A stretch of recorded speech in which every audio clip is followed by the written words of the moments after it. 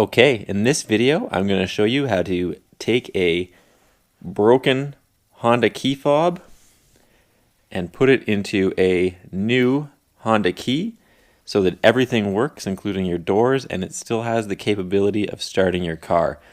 Now, to buy a new key like this one, it costs $100, and that'll come cut. However, it doesn't come programmed. So the programming costs an additional $80 for this particular type of key, which is fairly expensive when your vehicle, is valued at maybe $1,000 to $2,000 for, say, an early 2000s Honda. An extra $80 brings that to $200 for the key, and that's a large percentage of the value of the vehicle.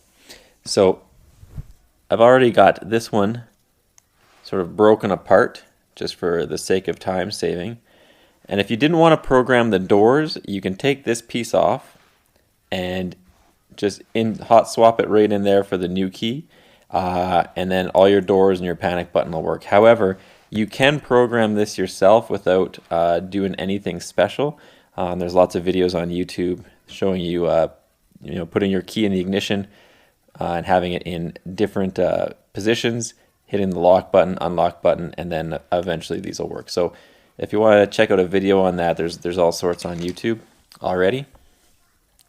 However, doing that will not start your vehicle, and that's where I'm going to focus on, because there's not as much information on that.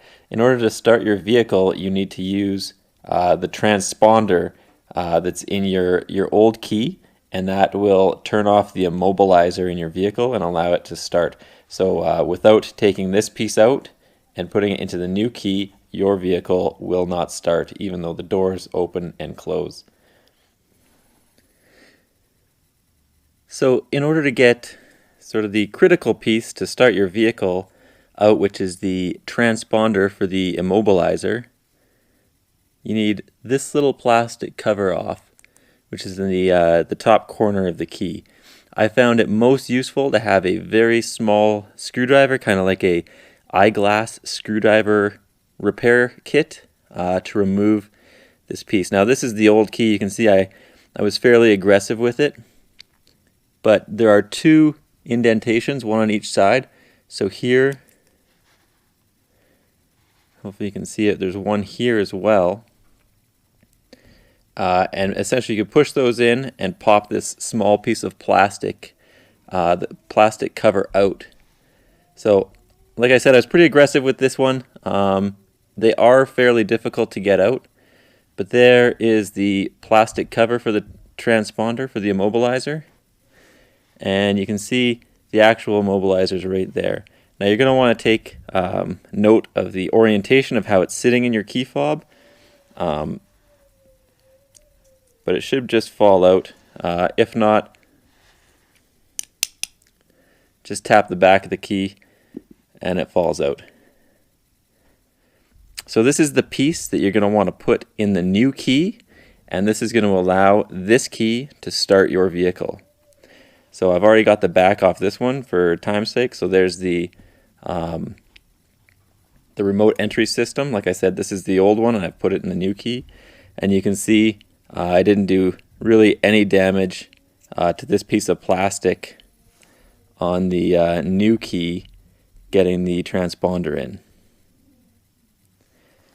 So like I said, there's two clips, one on each side. You just depress those. If that doesn't work, you can work the screwdriver in there a little bit and loosen up the plastic so that you can actually remove this little piece of plastic. And like I said, once you got this plastic cover out, it's all easy, and you just put this new transponder in, and your car should start without any issues. It worked for me, and it'll probably work for you. And ultimately, it saved me $82, which is somewhere between 5 and 10% of the value of my vehicle. Anyway, thanks for checking out this short video. Don't forget to like and subscribe.